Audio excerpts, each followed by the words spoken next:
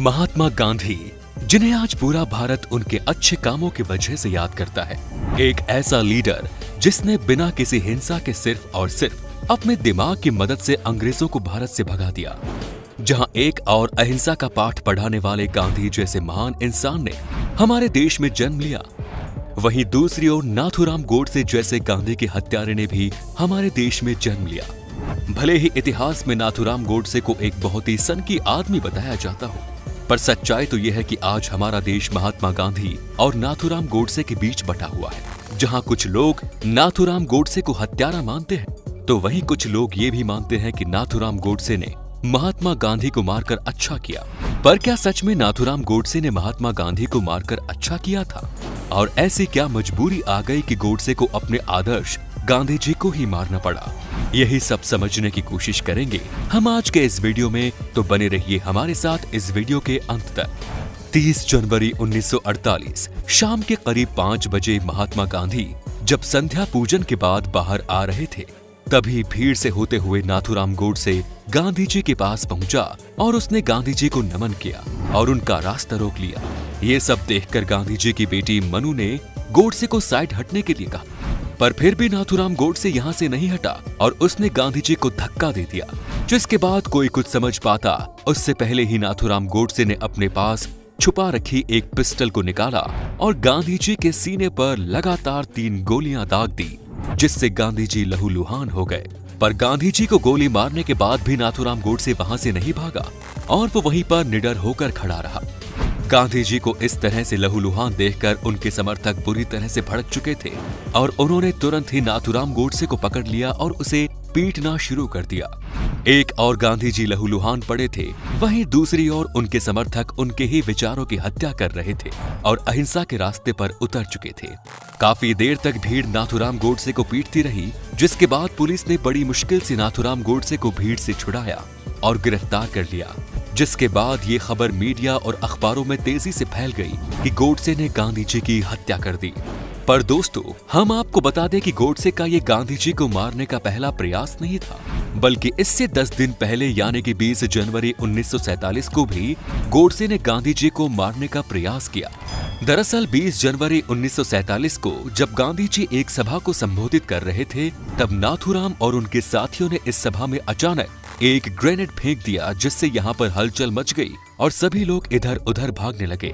और यही नाथूराम गोडसे और उसके साथियों का प्लान था। उन्होंने सोचा था कि जब भीड़ गांधी जी से अलग हो जाएगी तो वो दूसरा ग्रेनेड गांधी जी पर ही फेंक देंगे, जिससे उनकी मौत हो जाएगी।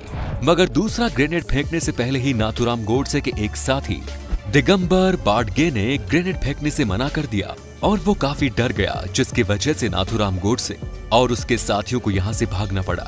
यहाँ पर नाथूराम गोडसे का एक साथी मदनलाल नहीं भागा, जिसके बाद पुलिस ने उसे गिरफ्तार कर लिया और इस हमले में शामिल नाथूराम गोडसे और उसके सभी साथियों को ढूंढने की कोशिश शुरू कर दी।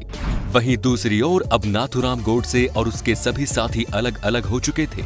मशहूर लेखक अशोक कुमार पांडे अपनी किताब उसने गांधी को क्यों मारा में बताते हैं कि इसके बाद नाथूराम गोडसे ने अपने एक साथी के साथ दिल्ली से कानपुर के लिए ट्रेन पकड़ ली थी। मगर इस ट्रेन में बैठने के बाद नाथूराम गोडसे को काफी पछतावा हो रहा था और इसी ट्रेन में बैठकर उसने ये प्रण लिया कि अगली बार वो गांधी जी को खुद अपने हाथों से मारेगा और किसी पर भी निर्भर नहीं रहेगा। और इसके 10 दिनों के बाद ही नाथूराम गोडसे ने गांधी जी को खुलेआम गोलियों से भून दिया। पर आपको जानकर हैरानी होगी कि गोडसे खुद कभी गांधी जी का बहुत बड़ा प्रशंसक था और वो गांधी जी को अपना आदर्श मानता था। जब गांधी जी नॉन कॉर्पोरेशन आंदोलन चला रहे थे तो नाथूराम गोडसे अपने स्कूल में था और वो गांधी जी से बहुत ज्यादा प्रभावित था। पर तभी इस आंदोलन के दौरान ही कुछ लोगों ने हिंसा करनी शुरू कर दी, जिसकी वजह से गांधी जी बहुत ही ज्यादा दुखी हुए और उन्होंने इस पूरे के पूरे आंदोलन को ही बंद कर दिया। और जैसे ही गांधी जी ने इस आंदोलन को बंद किया, तब से ही नाथूराम गोडसे के मन में गांधी जी के लिए नफरत उभरना शुरू हो गई। जब गोडसे को गिरफ्तार किया गया तो कोर्ट में पेश होते ही उससे पूछा गया कि आखिर उसने महात्मा गांधी को क्यों मारा, तो इसके जवाब में उसने कहा था कि गांधी जी को मारने के उसके पास कई वजह थी। गोडसे के अनुसार गांधी जी ने हमेशा ही देश के हिंदुओं के साथ नाइंसाफी की थी और वो हमेशा ही मुस्लिमों के हितों में ही फैसले लेते थे। यहाँ तक कि नाथूराम गोडसे गांधी जी को भारत के बंटवारे का कारण भी मानता था। उसके अनुसार गांधी जी की वजह से ही भारत के दो टुकड़े हुए। गांधी जी के अनशन पर गोडसे ने कहा कि उन्होंने हिंदुओं से अपनी बात मनवाने के लिए ये हथकंडा अपनाया था, क्योंकि अगर मुस्लिम लीग के सामने वो ये सब करते तो मुस्लिम लीग उन्हें सफा मना कर देती, और इसीलिए गांधी जी ने अनशन किया। यहाँ तक कि गोडसे के अनुसार गांधी जी एक तानाशाह थे जो अपनी मर्जी के हिसाब से भारत को चला रहे थे। वो अपनी मर्जी से किसी भी आंदोलन को बंद और शुरू कर देते थे। आगे गोडसे ने कहा कि मुझे गांधी जी को मारने का कोई भी पछतावा नहीं है, और मैं अभी भी यही मानता हूँ कि मैंने गांधी जी को मारकर सही किया, क्योंकि वो इसी लायक थे।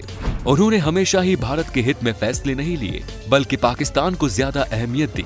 कोर्ट में गोडसे ने कहा कि मैंने गांधी जी को मारकर कोई गलत काम नहीं किया, बल्कि गांधी जी को मारकर मैंने देश पर एक बहुत बड़ा उपकार किया है। और आज जो लोग गोडसे को एक देशभक्त के रूप में मानते हैं, वो सभी लोग इन सभी विचारधाराओं पर ही विश्वास करते हैं, और आए दिन वो लोग गोडसे के विचारधारा पर चर्चा करते हैं और इन्हें फैलाने की कोशिश करते हैं।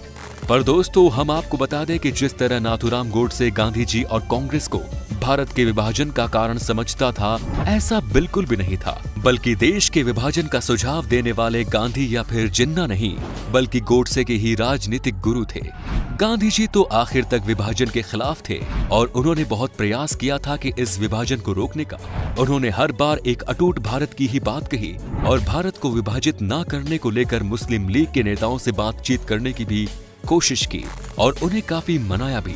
मगर जिन्ना गांधी जी की किसी भी बात पर राजी नहीं हुए, और उन्होंने डायरेक्ट एक्शन डे लॉन्च कर दिया, जिसके बाद देश भर में दंगे हुए, जिसकी वजह से गांधी जी को जिन्ना की बात माननी ही पड़ी और भारत के दो टुकड़े करने पड़े।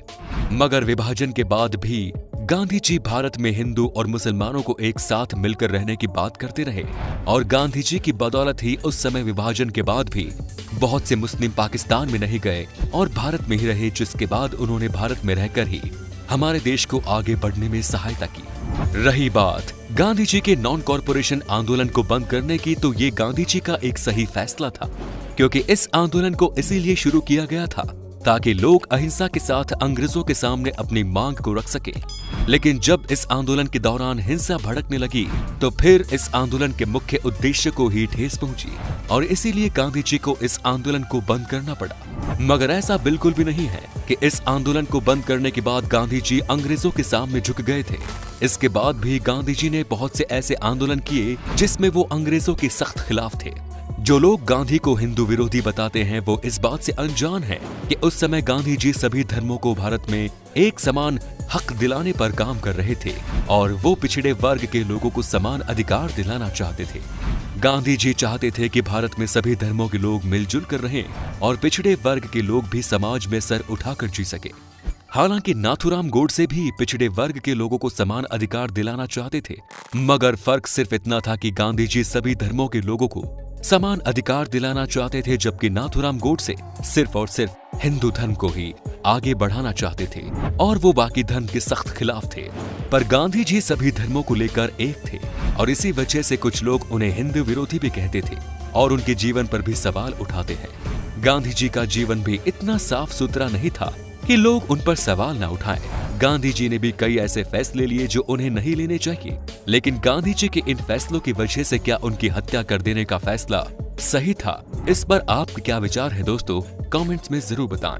खैर, गांधी जी की हत्या करने के बाद नाथूराम गोडसे को भी फांसी की सजा सुनाई गई, जिसे गांधी परिवार के कुछ लोगों ने वापस करने की अपील भी की, लेकिन कोर्ट ने उनकी अपील को बर्खास्त कर दिया और नाथूराम गोडसे को फांसी की सजा दे दी गई। इस केस में मुख्य जज जी.डी. गोसला के अनुसार गांधी जी को मारने के बाद नाथूराम गोडसे को अपने अंतिम दिनों में इस बात का पछतावा भी हो गया था कि उसने गांधी जी को मारकर सही नहीं किया। नाथूराम गोडसे को फांसी पर चढ़ाने के बाद आरएसएस पर भी बैन लगा दिया गया। हालांकि आरएसएस ने कहा कि नाथूराम गोडसे ने सन 1930 में ही आरएसएस की सदस्यता छोड़ दी, पर नाथूराम गोडसे के भाई ने आरएसएस पर आरोप लगाते हुए कहा कि नाथूराम गोडसे के अंतिम दिनों में आरएसएस ने उन्हें अकेला छोड़ दिया। हालांकि पूरी सच्चाई तो कोई भी नहीं जानता, और ये हमने आपको जो कुछ बताया है ये इतिहास में लिखा हुआ है। फिर भी आप इसके बारे में क्या सोचते हैं, कमेंट्स में जरूर बताएं। धन्यवाद।